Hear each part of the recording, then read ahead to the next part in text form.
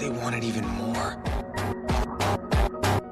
I guess we all fantasize about getting an upgrade. Can't really say I blame you for that. Dreaming's not a bad thing, but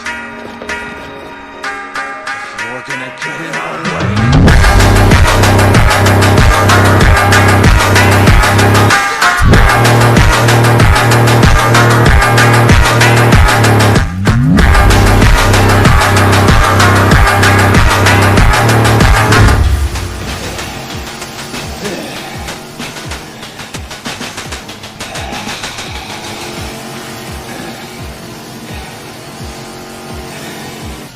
What in the world are you?